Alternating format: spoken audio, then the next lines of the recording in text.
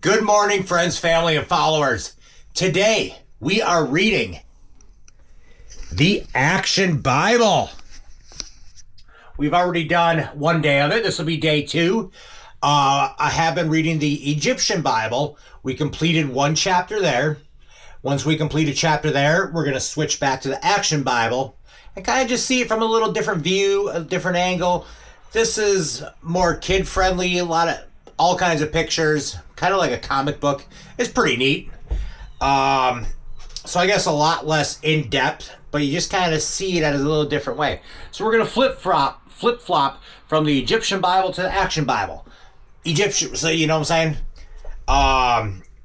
So hopefully in a year, we can have both these Bibles completed. That'll be awesome. But anyways, let's get started. I'm going to put this on my head and we're going to begin. So, there's Ledger. Hi, Kitty. Hi, Kitty. He's a good boy. We're going to set a 20-minute timer on my phone.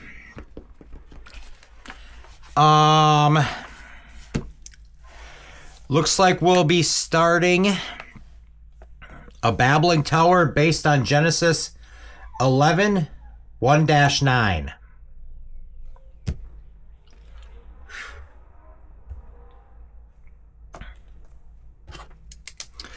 All right. As people from the cities worked together, they became proud of the things they can build. They even dream of building a great tower. We'll build a tower high enough to reach heaven. It will make us famous and powerful. A tower that will reach to heaven, we rule. People can see it for miles. In times of danger, we'll rally our forces around it. No one is going to conquer and scatter us. With this tower, we'll be invisible. But God is displeased with the people's quest for fame and power. To stop their work on the tower, he causes the people to speak in different languages. You're talking gibberish. How can I work with a man I can't understand? Because they cannot understand each other, the builders are confused.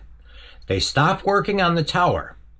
One by one, families who speak the same language move away. The giant tower, called Babel, begins to crumble. Different civilizations spring up, speaking different languages, and soon the tower is completely forgotten.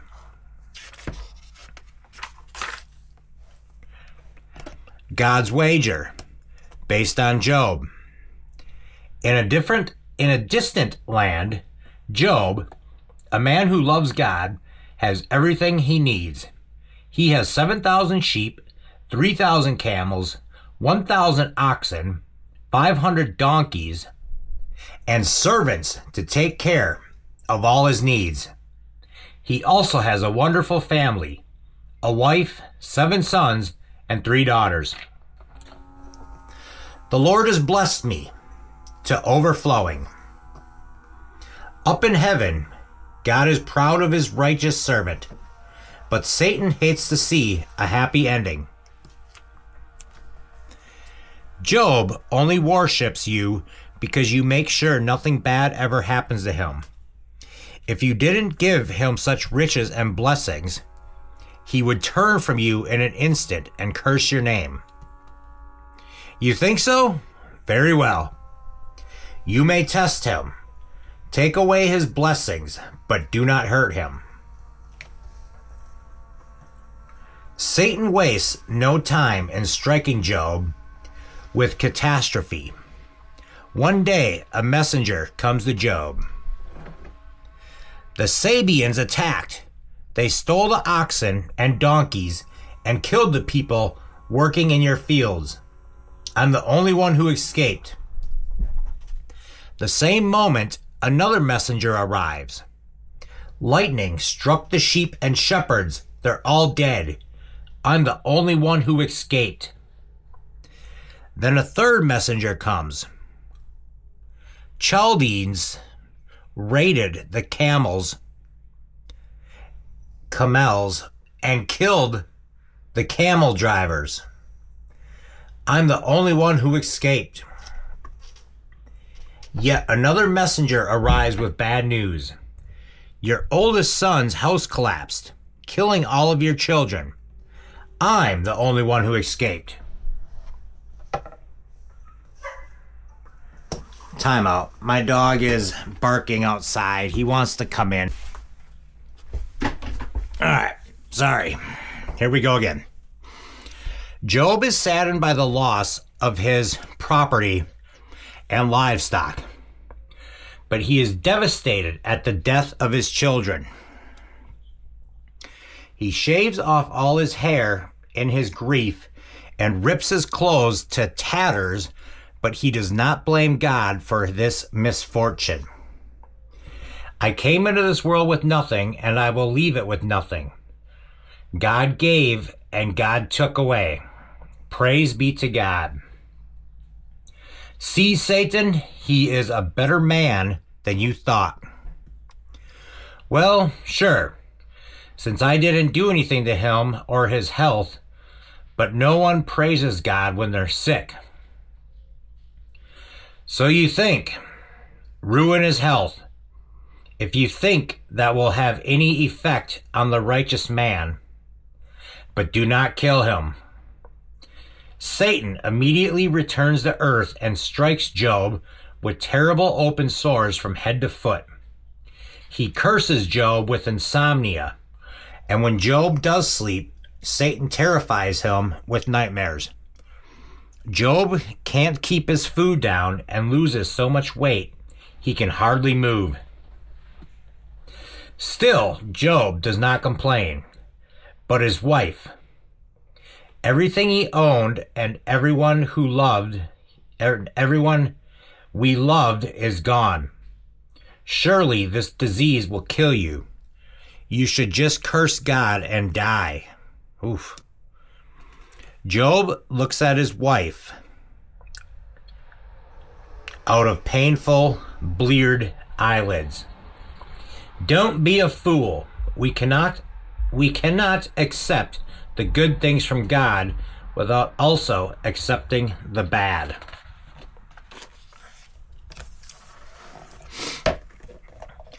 When Job's friends hear about his troubles, they come to sit with him in the garbage dump at the edge of town. The disease has affected Job so strongly, his friends almost don't even recognize him. For 7 days, no one speaks. They just sit together with their friend. Finally, after a week, Job breaks out with a cry of grief. I have done nothing wrong. Why is God letting all these terrible things happen to me? Eliphaz is shocked at Job's harsh question. Now, don't get upset, Job. But from everything I've seen, God doesn't punish innocent people. You must have done something wrong. But I haven't sinned. And even if I have, God knows my heart and would forgive me. But Bildad is not convinced. It sounds like you're blaming God for being unfair, Job. I'm sorry, but if your kids were killed, it's because they must have deserved it. You have a chance to confess your sins and should take it.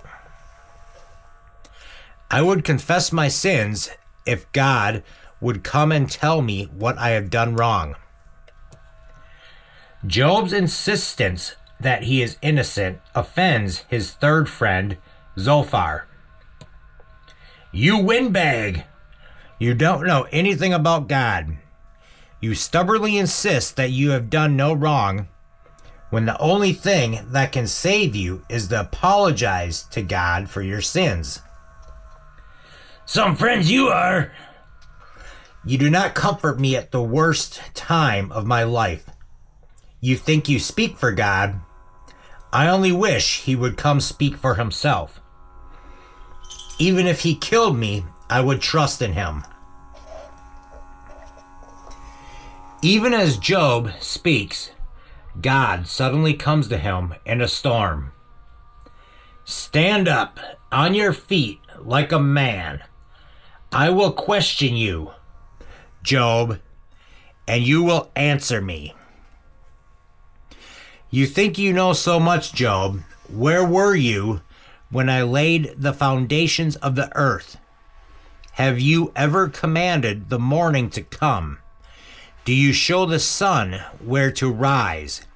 Can you unite the ropes that hold the stars together? Can you rule over the magnificent creatures I have created? I am in charge of the universe. I am in charge of everything that exists. You cannot understand my ways. You cannot know the greater good I desire for you. Your place is simply to trust in me. In reply to God's speech, Job falls to his knees. I spoke about things I didn't understand. Forgive me. After this, God heals Job. He gives him twice as many animals as he had lost, and he gives him 10 more children. Job lives for a long time after all this.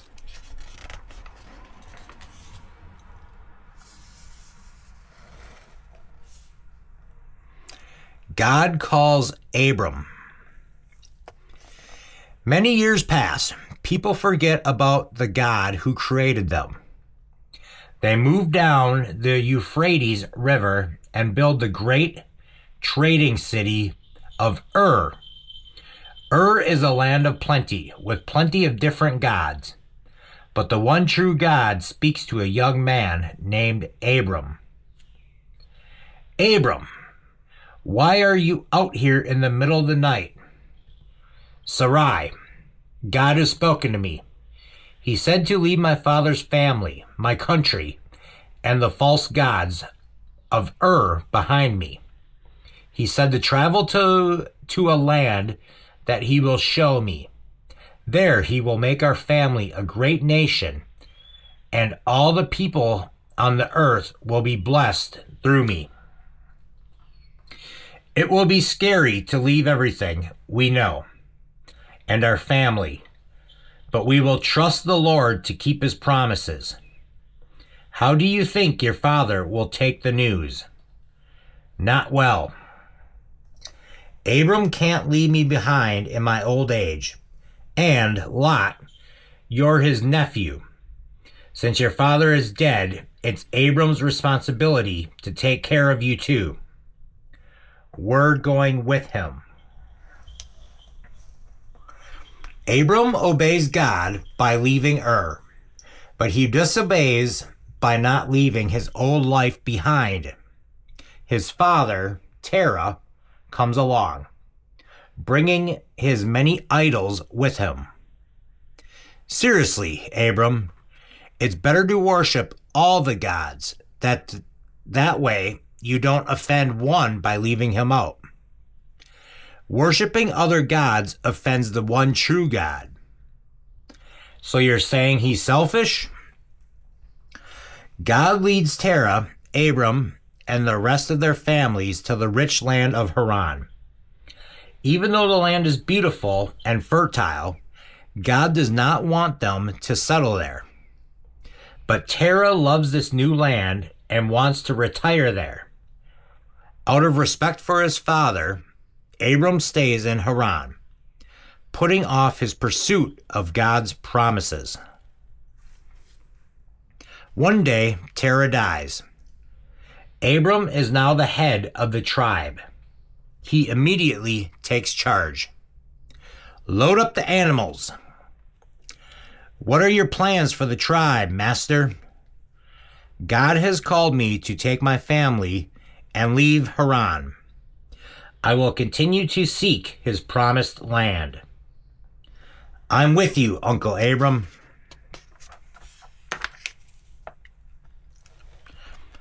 Abram leads his tribe through the surrounding lands. For several years, he and his extended family lived the life of wandering nomads. But then a famine sweeps through the land. Abram doesn't have enough food to support his tribe. He decides his only choice is to lead his people to Egypt, a powerful nation with plenty of food. But he has some fears about his plan. Sarai, you are the most beautiful woman I've ever seen. I'm afraid that when Pharaoh sees you, he will fall in love with you. Since I'm your husband, he'll kill me so that he can marry you. We must pretend to be brother and sister. That sounds very unlikely, but I'll do what you ask. But Abram's prediction comes true. Pharaoh falls for Sarai's loveliness. Thinking Abram is her brother, Pharaoh gives him lots of money and gifts and asks Sarai to be his wife. Before Pharaoh can marry her, God intervenes to save his chosen family. Plagues?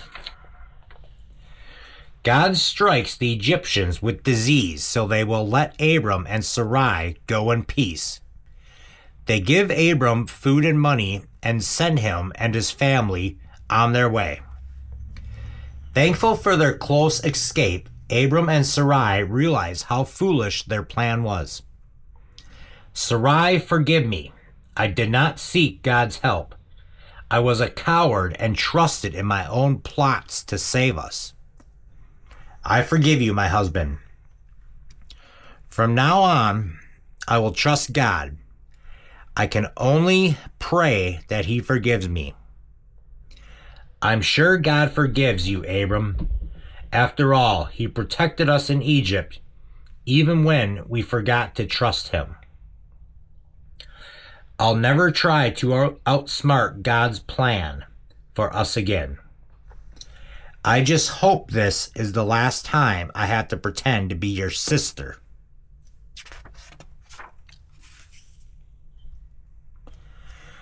A lot is too much, based on Genesis 13. Abram has left Egypt with great wealth, but his blessing from Egypt turns out to be a curse in disguise.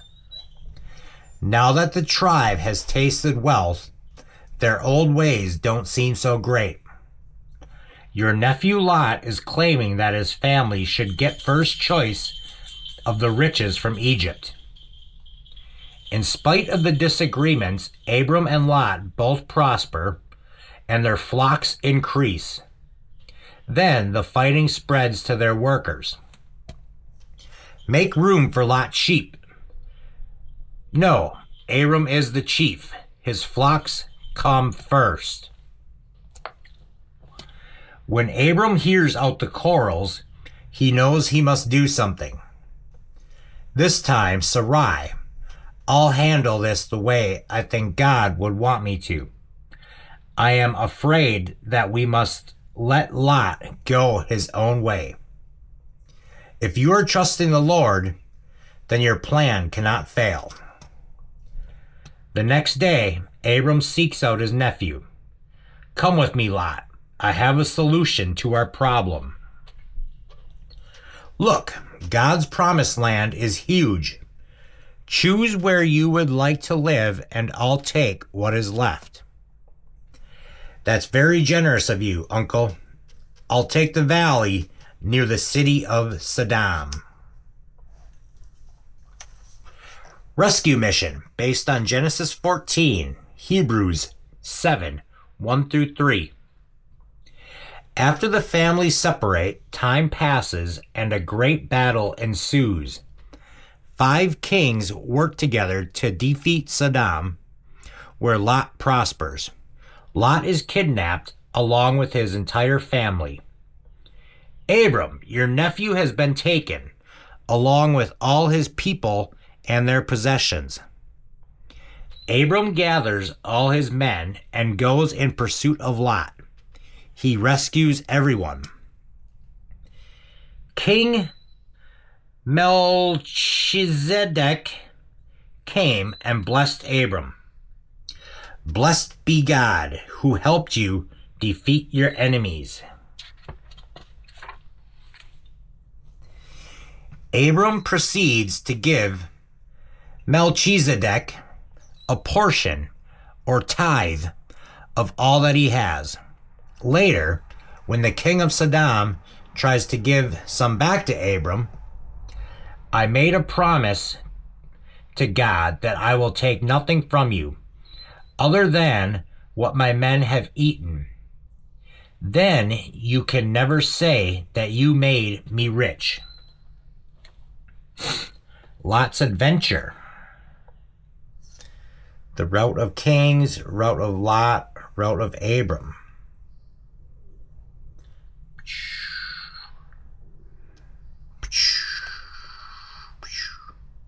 Lot settles in new land. Lot is taken. Interesting. All right, we got 45 seconds. We'll finish this chapter. Insufficient sons. Based on Genesis 15 through 18. Many years pass. Abram and Sarai are now old and they have no children. But God repeats his promise. You will have more descendants than there are stars in the heavens. As a sign of his promise, God changes Abraham's name to Abraham, which means father of many. Oh, excuse me. God also changes Sarai's name to Sarah, which means princess, because she would be the mother of nations. But Sarah is too old to have children. Without any sons, how could Abraham's descendants be as numberless as the stars? Maybe God just means you will have children and not me. You should take my servant Hagar as a wife.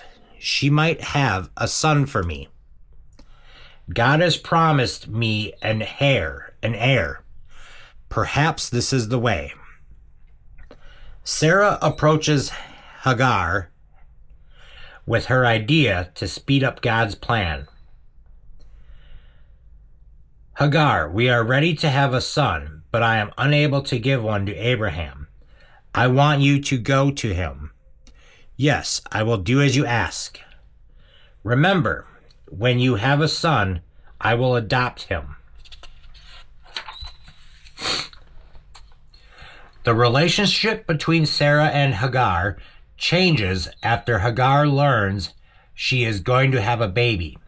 Sarah begins to mistreat Hagar, so she decides to run away. Hagar, where have you been, and where are you going? I am running away from Sarah. Go back and listen to Sarah. You will have a son, and you are to name him Ishmael. The Lord has heard your sadness. You see me for who I am? Hagar returns and has a son, together with Abraham. She names him Ishmael. As Hagar's son Ishmael grows to boyhood, he is the center of attention throughout the camp. Both women take pride in him, but in her heart, Sarah knows that Ishmael isn't really hers. The trouble between Hagar and Sarah grows. Someday my son will rule this whole tribe. Hagar gets more sure of herself every day. Abraham worries about the trouble in his camp. One day, while he is resting and thinking about Ishmael, Hagar and Sarah, he looks up. 3 strangers approach Abraham's camp. He greets them and invites them to rest and eat with him. While they are eating, one of the strangers gives Abraham surprising news. Your wife Sarah will have a son. Ha ha! I am too old to have children now. When the strangers leave, Abraham walks with them for a while. That city of Sodom is so wicked that God will have to destroy it. These must be messengers from God. They are talking about the place where Lot lives. Abraham pleads to God to save Sodom. Would you really destroy the righteous along with the wicked? What if there are even 50 good people in the city? Do they deserve to be destroyed? God agrees to save Sodom for the sake of 50 good men. But Abraham continues to bargain with God. What if there are 30 good men? Finally, he gets God to promise that the city will be saved, even if there are only 10 good men in it.